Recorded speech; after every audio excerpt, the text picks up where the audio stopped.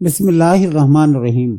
अस्सलामुअलैकुम बच्चों आज आप करेंगे मेरे साथ मैथमेटिक्स क्लास 9 यूनिट 1 एक्सरसाइज 1.6 के पहले सवाल को। बच्चों इस एक्सरसाइज की 5 मशकें हमने कर ली हैं और आज इसकी आखिरी जो एक्सरसाइज है ये हम स्टार्ट कर रहे हैं। तो ये जो सवाल है बच्चों बहुत अहम है। 4 नंबर का एक क्वेश्चन इन्हीं सवालों में से अक्सर शामिल होता है। तो आइए बच्चों ये सवाल शुरू करते हैं। तो ये सवाल हमें 2 तरीकों से करना है, यानी हर सवाल को 2 तरीकों से करना है, द मैट्रिक्स इन्वर्जन मेथड और दूसरा है द क्रैमर रूल। आइए शुरू करते हैं। सवाल का पहला पार्ट है 2x minus 2y is equal to 4, 3x plus 2y is equal to 6। ये 2 इक्वेशन हमें दी गई हैं। हमें इन इक्वेशन का सोल्यूशन फाइंड आउट करना है, यानी x और y की वैल्यूज निकालनी है। तो सबसे पहले तो हम ये कर लेंगे कि ये जो दोनों इक्वेशन हमें दी गई हैं हम इनको मैट्रिसेस फॉर्म में लिखेंगे। यानी पहली जो हमारी मैट्रिक्स बनेगी वो मैट्रिक्स ऑफ कोएफिशिएंट कहलाएगी और ये x और y वेरिएबल हैं जो मैट्रिक्स बनेगी, और जो इसके ये इक्वल हैं 4 और 6, इनकी जो ये मैट्रिक्स बनी है ये मैट्रिक्स ऑफ कांस्टेंट, मुस्तकिलात का कालिब, मुतगय्यरात का कालिब x और y, और ये अददी सिरों का कालिब। अब इसे हम a सपोज कर लेंगे और जो वेरिएबल मैट्रिक्स है इसे x के इक्वल ले लेंगे और जो कांस्टेंट मैट्रिक्स है इसे b के इक्वल सपोज कर लेंगे। तो अब ये बन जाएगा ax is equal to b, ax is equal to b। अब हम बच्चों सबसे पहले तो ये चेक करेंगे कि क्या इन इक्वेशंस का सलूशन पॉसिबल भी है या नहीं। तो इसके लिए हमें जो ये मैट्रिक्स ऑफ कोएफिशिएंट है इसका डिटर्मिनेंट लेना होगा। बच्चों आपको याद है डिटर्मिनेंट किस तरह लेते हैं? नॉन डायगोनल एंट्रीज का प्रोडक्ट, ये डायगोनल एंट्रीज का प्रोडक्ट है और दरमियान में इनके फिर माइनस आ जाएगा क्योंकि डिटर्मिनेंट में माइनस दरमियान में आता है, और इसके बाद आगे लिखा जाता है नॉन डायगोनल एंट्रीज का प्रोडक्ट। तो ये 2 मल्टीप्लाई 2 डायगोनल एंट्रीज हैं, दरमियान में ये माइनस आ जाएगा, और 3 मल्टीप्लाई -2 ये नॉन डायगोनल एंट्रीज हैं। अब बच्चों ये 2 मल्टीप्लाई 2 4 और ये माइनस माइनस ये प्लस हो जाएगा, 3 मल्टीप्लाई 2 6, तो इसका 10 इसका डिटर्मिनेंट आ जाएगा जो कि 0 नहीं है। तो इसका मतलब बच्चों ये हुआ कि जो मैट्रिक्स ऑफ कोएफिशिएंट है ये नॉन सिंगुलर है, इन इक्वेशन का सलूशन पॉसिबल है। याद रखें बच्चों कि अगर मैट्रिक्स ऑफ कोएफिशिएंट का डिटर्मिनेंट 0 आ जाए यानी वो सिंगुलर मैट्रिक्स बन जाए तो फिर इक्वेशंस का सलूशन पॉसिबल नहीं होता।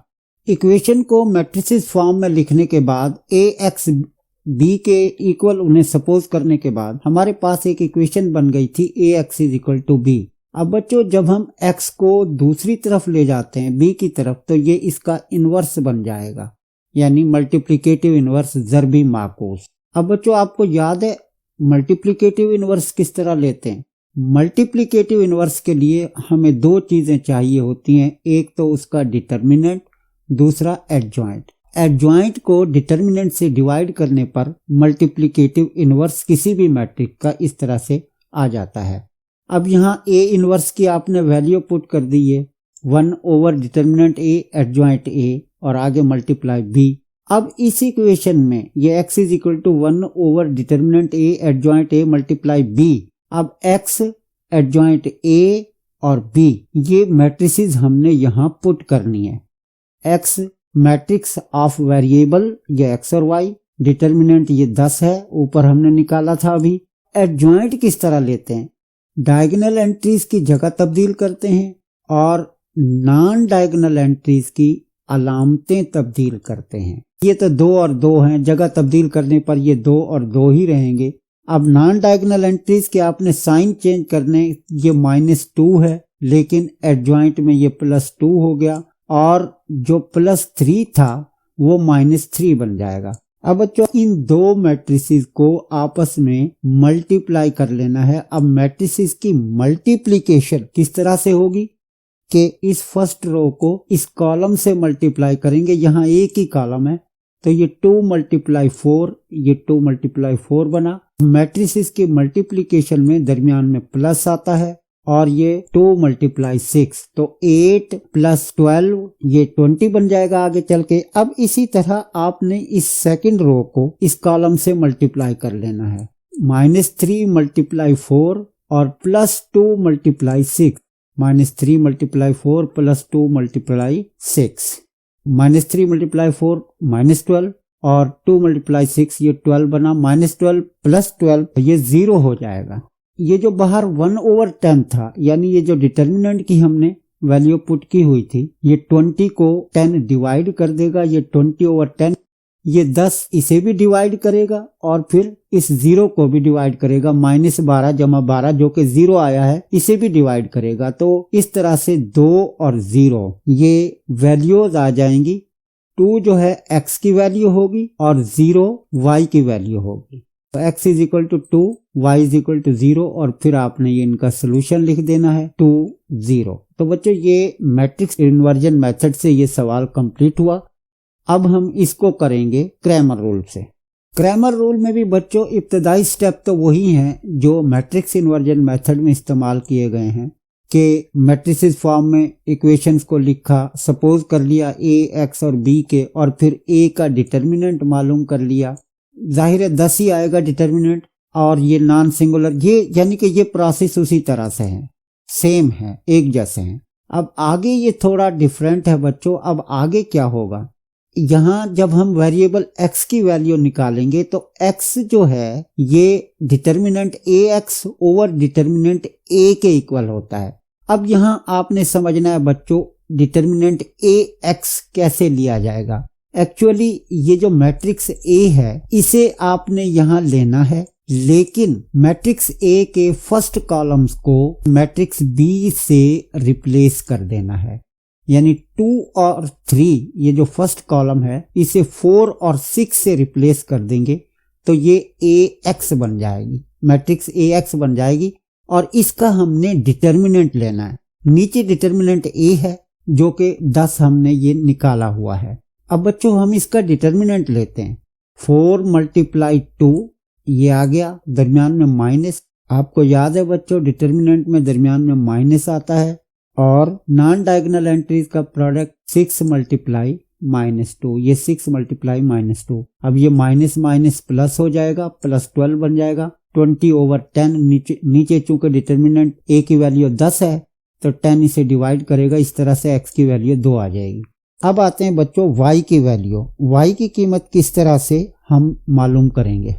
y = determinant ay over determinant a। अब बच्चों ay, ये जो मैट्रिक्स ay है ये किस तरह ली जाएगी और फिर उसका डिटर्मिनेंट हमने लेना है। देखिए बच्चे जो मैट्रिक्स a है, अब आप इसके सेकंड कॉलम को अगर मैट्रिक्स b से यानी कांस्टेंट मैट्रिक्स से चेंज कर दें, आप यहाँ देख रहे हैं ये जो ay में आप यहाँ देख रहे हैं कि जो सेकंड कॉलम है इस कांस्टेंट मैट्रिक्स से चेंज किया गया है। जैसे ऊपर डिटर्मिनेंट लिया था इसका भी डिटर्मिनेंट ले लेंगे। 2 × 6 माइनस के डिटर्मिनेंट में दरमियान में माइनस आता है।